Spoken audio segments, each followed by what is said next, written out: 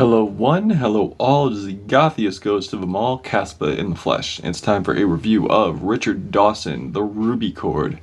Richard Dawson is a singer, songwriter, multi-instrumentalist, and this is the third installment of the Trilogy, which has been a great trilogy, I might add, from Peasant to 2020 to now with the Ruby Chord.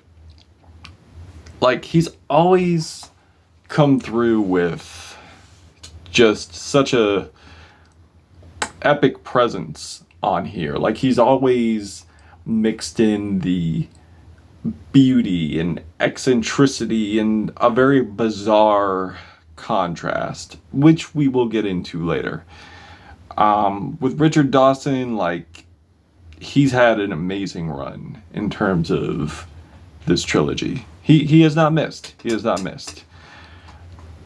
And on here, he does take some risks with the opener. That's like damn near 40 minutes. So this album is 80 minutes. It's an 80-minute album, which is why I didn't upload it yesterday, because I was too busy reviewing it. And it took a few listens, and due to it being 80 minutes, what do you want from me? But we're here now, we're reviewing it, and we're going to be happy. Because this is a great album. It is great. Now, the opener, it's tough because it is a challenging listen, because when your opening track is a damn near 40-minute listen, there could be room for error. And I wouldn't exactly say there's error here, but it definitely doesn't really keep me interested all the way through. There are moments of it I enjoy, and other moments I do feel kind of just linger and not really in an interesting way. Like, the intro definitely takes a while to build up.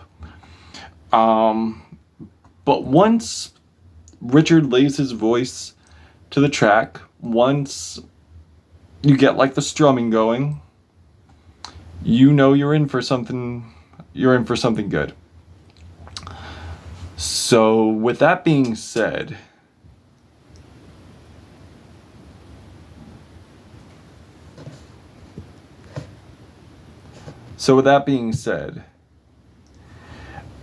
I would like to inform you also that this may take a few listens. If you're listening to this critically or casually, however you're listening to it, I would say give this album a few listens. Maybe not listen to it throughout the course of a day because you've got stuff to do. Maybe return to it, about like each day as it goes on, because there are gems here. There are definitely some great tracks here. But also keep in mind too, he does use language that we normally don't use in America, or of this time period. I could be horribly wrong, but the words he uses on here, you may have to look up. Such as like baiting or cueing, words like that. Like, there's definitely a loss in translation here that you would definitely have to go back to, because he definitely, I feel like he plays a character on some of these tracks. Actually, no, I know he plays a character here, because there is a track called Mueseum where he's showing you the exhibition of a museum that has tours of things that have gone on in the past and the humans have disappeared.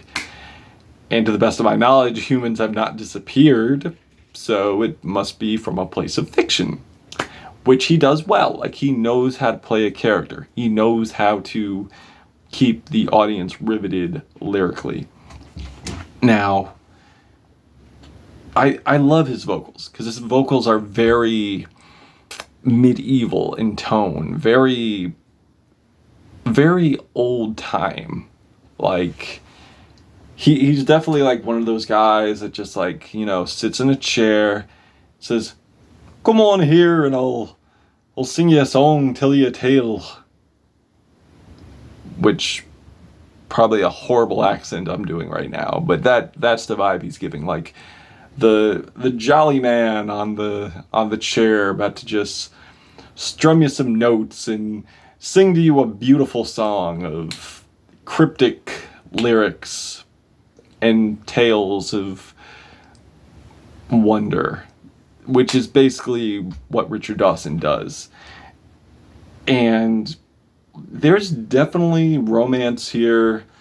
The last track, though, I'm kind of, like, I do enjoy. I do feel like it's very graceful. I do feel like the groove of it just, like, waltzes across the track. It's very, very endearing, very beautiful. But I can't really pick if he's talking about a horse or a human, or if he is. It's definitely those cryptic moments that you really have to go back to. So I'm still chewing that over, even after a few listens, but still, I feel like it is mirroring a romance. It's like taking one word and then switching around the meaning. At least that's what I got out of it. And, like, his poeticism is very beautiful too. Like, on the closer, where he's like,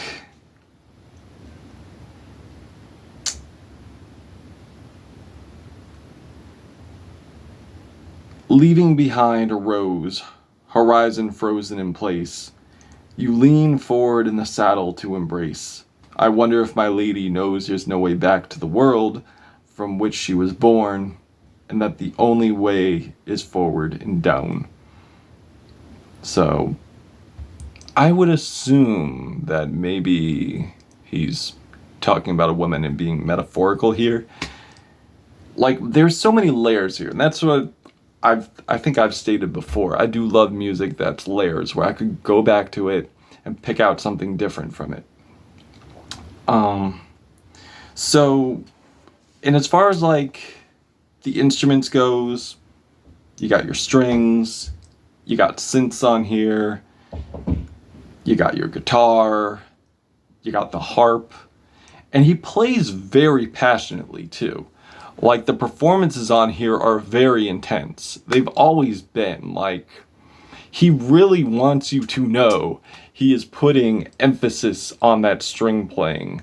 But I could only pray, and I'm not really a religious man, but pray that his instruments don't break as he is playing them. And like I said, as far as effects go, there might be a touch of reverb, but for the most part, it's pretty raw in form.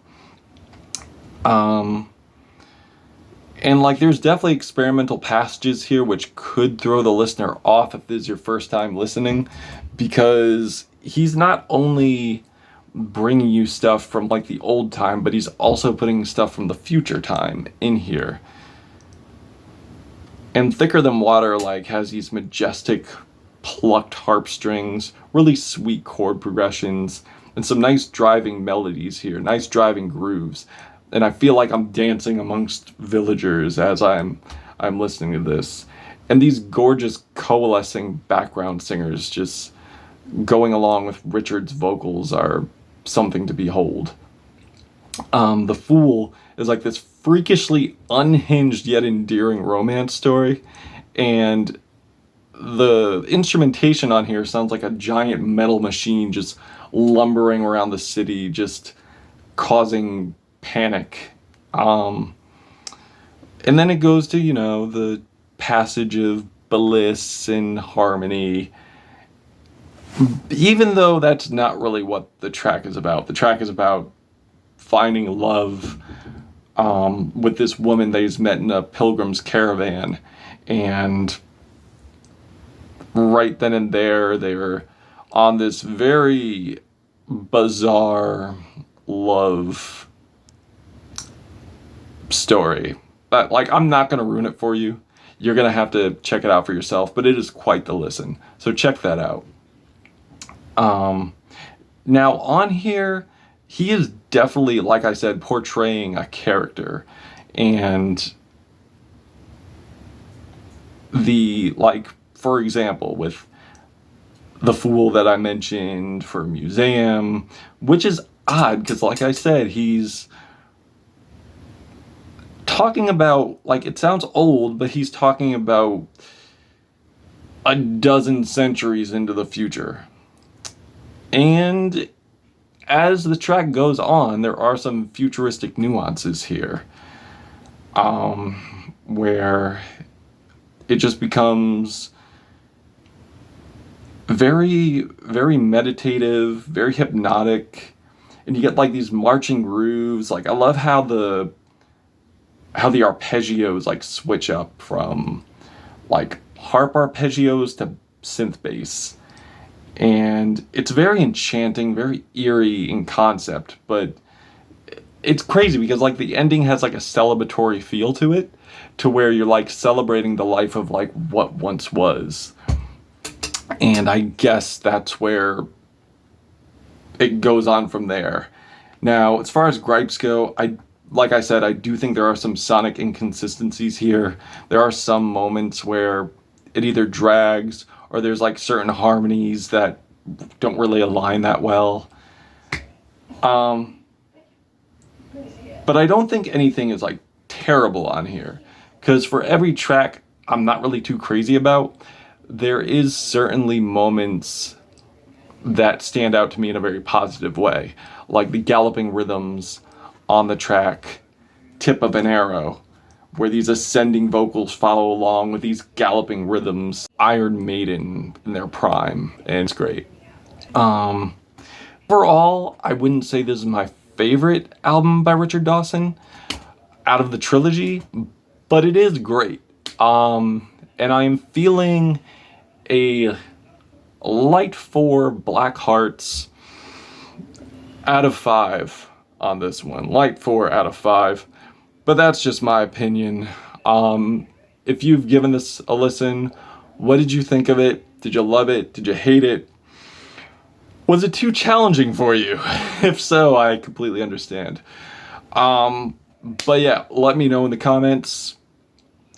Caspa, the Gothic Ghost, Richard Dawson, the Ruby Chord. Till we meet again.